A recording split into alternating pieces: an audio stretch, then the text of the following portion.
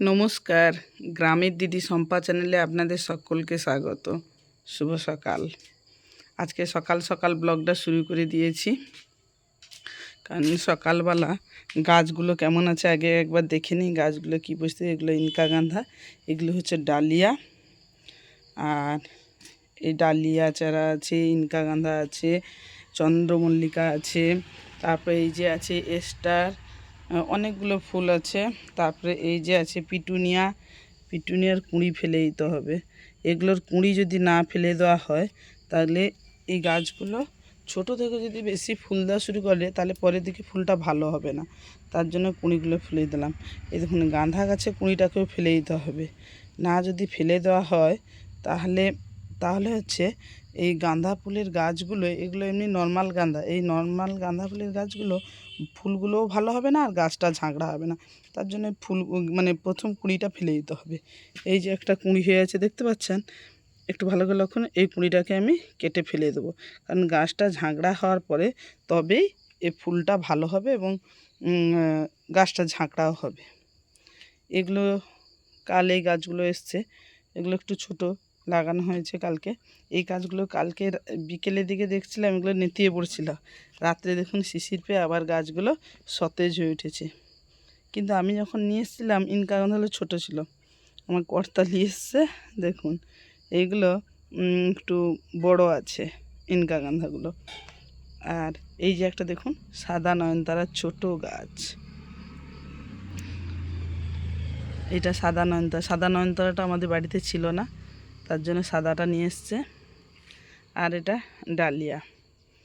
গাছগুলো লাগানো হয়েছে, শুধু ফুল গাছ নয়, এই গাছগুলো বড় হয়ে গেলে সামনে আমার ফুলের বাগান আছে, ওই বাগানে টবগুলো নামিয়ে দেব। এখন এইখানে রেখেছি যাতে এদেরকে একটু বড় করতে হবে, সেই জন্য এখানে রেখেছি। আর চলুন দেখে নিই আজকে আমাদের শুধু এই বাগানটা ফুল গাছ নয়, আমি এমনিতেই একটু শাক সবজি করতেও ভালোবাসি। সেই জন্য দেখুন আজকে এই যে আমাদের ছোট ছোট কফি গাছগুলো লাগানো হয়ে গেছে।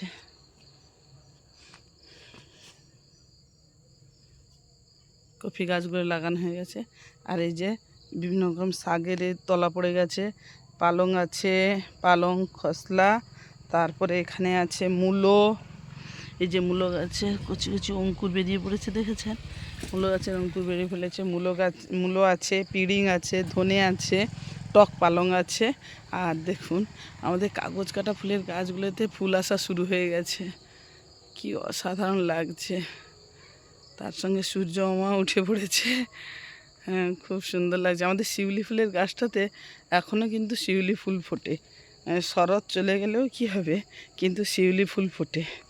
এই যে শিউলি ফুল এখনও গাছে ফুটে আছে, দেখছেন? শিউলি ফুটে আছে, গাছটা অনেক জায়গায় শিউলি ফুটে আছে। গাছে বাগানে জল দেওয়া কাজটা সেরেই আরও কাজ আছে। শুধু এই কটা কাজ করলে হবে না, সকালবেলায় তো বেশি কাজ। এখানে একটা কুমড়ো দেওয়া হবে বলে, কুমড়োর বীজ দেওয়ার জন্য এখানে একটা বাঁধা করা হয়েছে। সবচেয়ে ভালো জিনিস আজকে আপনাদের দেখাবো, খেজুর গুড় তৈরি করার জন্য যে খেজুর গাছটাকে ছেলা হয়, সেই জন্য দেখুন আজকের এই খেজুর গাছটা, আমাদের একটাই খেজুর গাছ ছিল, এই গাছটাতে ছিলে করে রেডি করা হয়ে গেছে।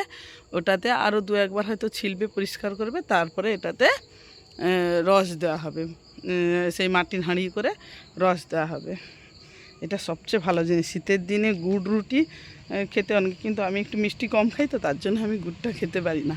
এই যে দেখুন আমাদের এই পুঁই গাছগুলো বর্ষার সময় ছিল, এগুলো আমি কেটে ফেলিনি। অন্যান্য বাগানে কাজ করার লোকদের বলেছি যে ওই পুঁই গাছগুলো রাখতে। দেখুন এই পুঁই গাছগুলো কেন রেখেছি বলুন তো?